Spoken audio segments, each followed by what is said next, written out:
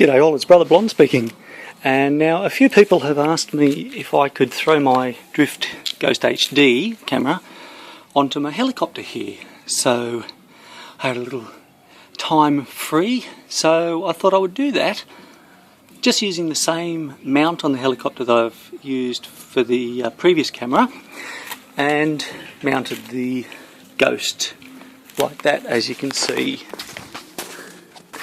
Now, one of the beautiful things with the Ghost is that the lens is rotatable, and it also has this great feature where it has inbuilt Wi-Fi and an app for the iPad, whereas when it's in preview mode it shows exactly what the camera is looking at.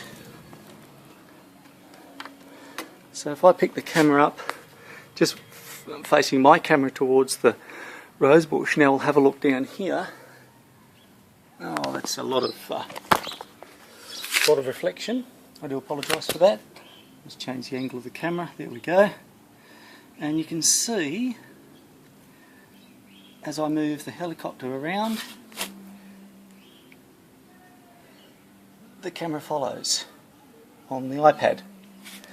So let's now get this thing up in the air and have a look at what it looks like.